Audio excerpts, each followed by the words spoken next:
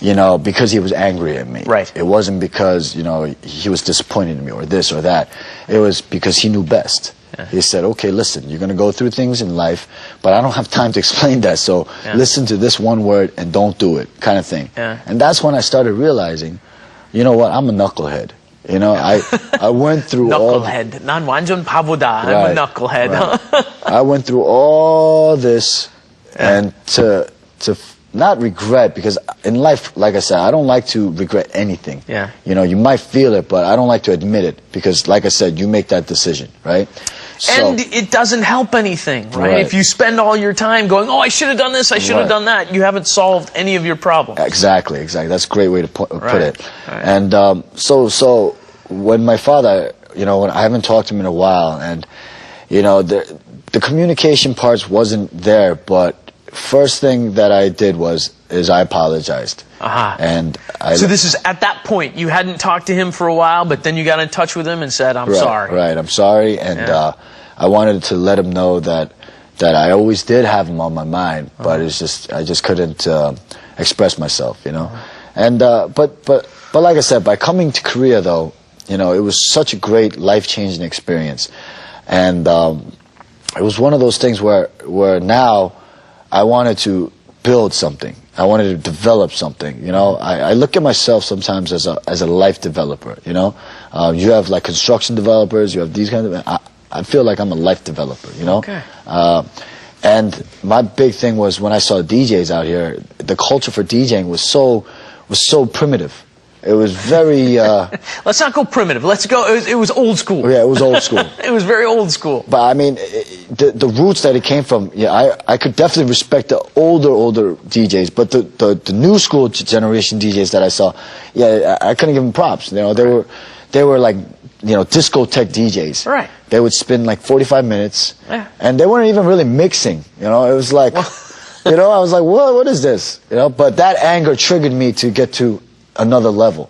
It was basically because I had to pay dues when I was in America through hard times, racial discrimination, for certain talents. Right. 인간차별 당하고. And if you don't have those talents to perform on a professional level, you will get chewed out.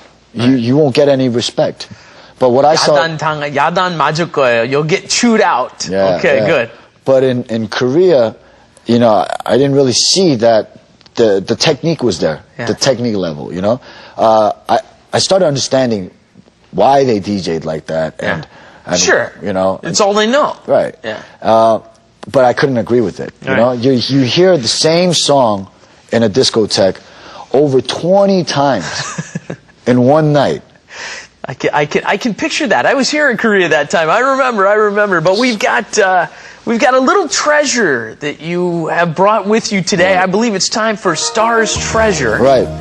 Can you tell us about one of your treasures, one of your most treasured possessions? Yeah, this is something that... It's hidden, yes. Yeah, there you go. This is something, it's a hat. Oh, here's my dog hair on there. Okay. he's got a dog, okay. All right, so this is a hat that my girlfriend got me for the first time we went to a ski resort.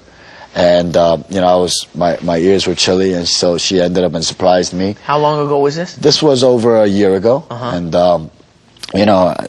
now that I don't need presents from her because, she's my biggest present. You know what I mean? So I'd like to share this with, the guests and the peoples out there. So, What's her name? Gina. Gina? Yeah, lovely Gina. I think you need to say hi to Gina in the camera over there. What's up, Gina? Baby. You're madly in love with Gina. Oh, yeah. No, I definitely am. How long have you been together now? Over a year. So, when you know. It's one of those things. And so, this is like one of the first presents she ever bought you or something? Yes. So, and she knows I'm doing this interview today, so, I told her, is it all right to talk about you and mention this on the camera and blah, blah. She's like, yeah, do what you want, so... So yeah, so this goes to somebody, or that's how it works? Right? We've already done the Star's Treasure. We're all set now. But thank you so much. All right. We have just gotten started with you, though. Sometimes these 40 minutes they drag on. Sometimes they go by like that. Phew.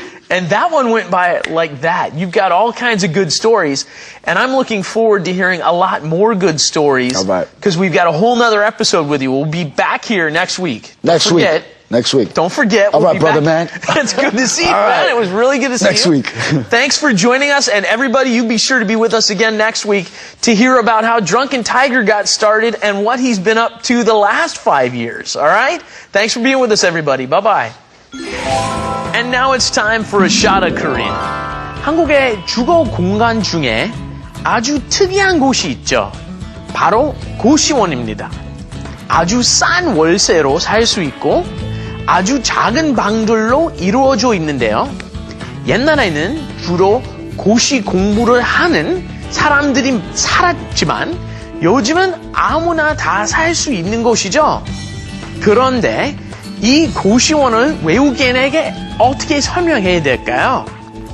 A very small room, usually for living and studying. 공부하는 사람을 위한 방이기 때문에 a very small room for living and studying. 네, 오늘은 한국의 방송에 미국 힙합 음악을 처음으로 소개한 힙합 뮤지션 DJ 샤인과 함께 그의 힘들었던 인생 얘기를 들어봤습니다.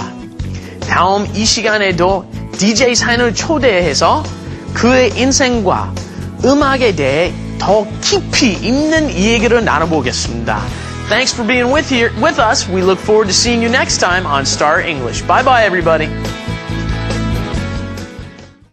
준비를 끝나서 걱정은 접고 내 손 꽉 잡아 한 손에 넌 나머진 한 손에 손잡은 법 깊이 찍히면 백전 pass me the microphone 그걸로 전부 내게 test 언제부터 인간 끝이라는 소리가 들리네 내 가슴 속에서 뜨겁게 불타올라 몰라 Hey you 손을 높이 들고 지금부터 날아와 너 나를 믿고 Hey you 내 가슴 속에서 나같이 불타올라 주먹을 굴 치고 고개를 지켜들고 절대로 꺾이지 않을 자존심을 가지고 비좁은 힙합 씬을 누비고 다니던 누가 뭐라던 아무 신경 쓰지 않던 가진 건 자존심과 의리뿐인 그때 어느새 사라지고 서로 선이 없는 경쟁 지쳐 열정은 식고 모두가 휩쓸려 힙합은 죽었다는 소리만 끊임없이 들려 나 더는 이 상황을 두고 보지 못해 모두가 힘을 합쳐 맛에 이겨내야 해